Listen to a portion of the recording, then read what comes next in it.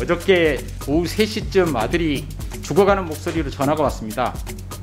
아버지께 이제 누를 끼쳤다.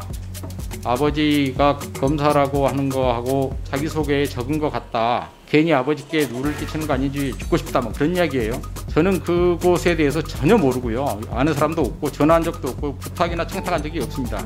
그리고 아들의 그 취업이나 그 학업에 대해서 참 저는 무관심한 아빠입니다. 서울 금천구 출신의 최기상 위원입니다. 후보자님. 네. 지금 언론 기사에 라임 옵티머스 관련 사건 변호했다는 기사가 나왔습니다. 혹시 라임이라는 곳을 변호하셨습니까? 라임 관계자들은 전혀 알지 못합니다. 옵티머스를 변호하셨습니까? 옵티머스 운영하는 사기 피해자들에 대해서는 전혀 변론한 적도 없고 관여한 적도 없습니다. 그러면 변호하신 대상이 정확히 어디인가요?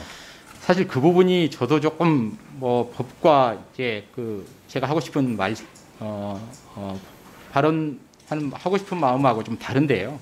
법상 어떤 식으로든 제가 저희 법인에서 의뢰받아 업무를 수행한 곳을 말씀을 드리게 되면 그게 변호사법상 26조의 비밀 유지 의무에 위반될 소지가 있어 보이고요. 두 번째는 저희 법인을 믿고 사건을 의뢰해 준 의뢰인들의 그 개인적인 명예 사생활과 관련된다고 생각합니다. 세 번째는 우리 제가 속했던 법인으로서는 중요한 거래처이니까 영업 비밀이 되지 않겠습니까? 그 부분에 대한 영업 비밀 문제가 있고요.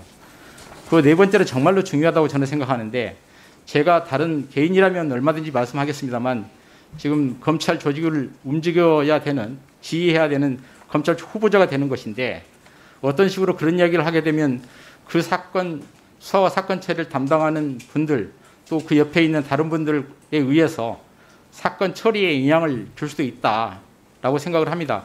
그래서 저는 좀 그 부분은 제가 여기 이 자리에서 언급하는 건 적절하지 않다.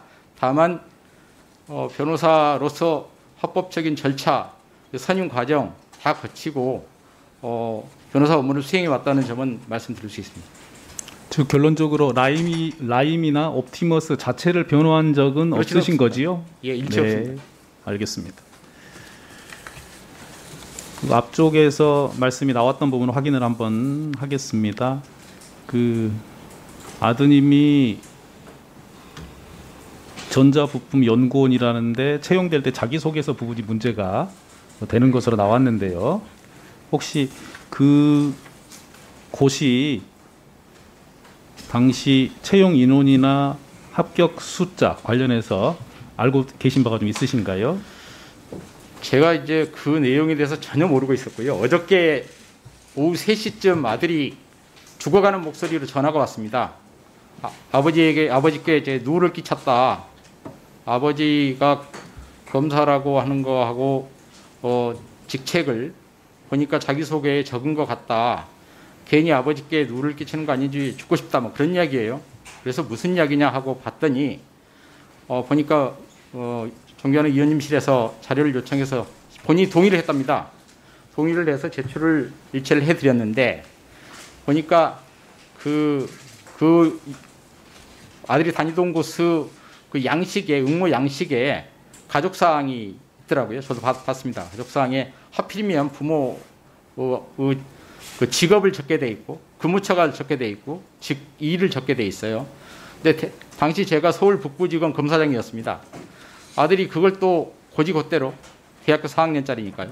그걸 적은 것 같습니다. 그래서 제가 봐도 그게 꼭 그렇게 적었어야 되나 하는 부분이 있습니다. 왜냐하면 제가 그 검사들 면접 볼 때도 그런 부분이 문제가 돼서 양식을 바꾼 적이 있거든요. 그래서 그렇긴 하지만 저는 그곳에 대해서 전혀 모르고요. 아는 사람도 없고 전화한 적도 없고 부탁이나 청탁한 적이 없습니다. 그리고 아들의 그 취업이나 그 학업에 대해서 참 저는 무관심한 아빠입니다. 그럼 당시 그곳이 경쟁률이 아주 치열했다거나 이렇게 알고 계십니까? 아니면은 오히려 채용하려고 하는 인원보다 신청하는 사람은 미달된 상태였다. 이런 거 혹시 알고 계신 바 있으신가요? 제가 전혀 그런 내용을 모르고 있었고요. 다만 그곳은 저 아들이 다니던 학과에 있는 그 선배들 후배들이 쭉 그런 방식으로 아들이 들어갔던 방식으로 대부분 들어가는 뭐한 140시간 정도 일하고 100여만 원 정도 받는 그런 곳이니까요. 그렇게 알고 있습니다. 예, 그것도 나중에 이야기를 들었습니다. 예, 알겠습니다. 특별히 전혀 모르시고 있고 관여한 바도 없으시다는 그런 말씀인 거죠? 그렇습니다. 일체 관여한 사실 없고 이번에 어제 처음 그런 내용을 들었습니다. 네. 후보자께서는 이제 오늘 모두 발언에서 예, 검찰의 사법 통제와 인권 보호 역할을 한층 강화하겠다 이런 말씀하셨어요. 아시다시피 법무부에서 2019년 10월 31일 인권 보호 수사 규칙을 제정해서 시행하고 있습니다. 예. 당시 차관으로 재직하던 시절에 만들어진 것으로 보이는데 혹시 이 규칙에 대해서 잘 알고 계십니까? 예, 어렵게 만들었기 때문에 제가 그 장관 대행 시절이었습니다. 만들었기 때문에 잘 알고 있습니다. 그 인권보호 수사 규칙에는 정말 중요한 내용들이 많이 있습니다. 그런데 문제는 이 부분이 일선에서 잘 지켜져야 될 텐데요. 예. 혹시 차관으로 재직하시거나 이후에라도 인권보호 수사 규칙이 제대로 지켜지지 않는다거나 그에 관한 문제 제기가 있음에도 그걸 위반한 검사나 수사관에 대한 책임을 묻는 요구나 절차에 관해서 혹시 들으신 바가 있으신가요? 어떠십니까? 그때 당시 규정을 제정할 때 대검찰청과 100% 협의를 해서 만든 아주 귀중한 규칙이라고 저는 생각합니다. 다만 그 규칙을 위반하면 당연히 감찰 사유도 되고 징계 사유도 되는 것이죠. 그런 사유에 대해서 지금 좀 더 실효성을 그러니까 제도가 만들어지더라도 그 제도가 실효성이 있느냐는 또 다른 문제니까요. 실효성을 높이는 노력을 좀 해야 되겠다 그런 생각은 갖고 있습니다. 예, 나중에 후보자께서 검찰총장으로 임명이 되신다면 이 인권보호 수사 규칙 그 철저한 준수를 통해서 예.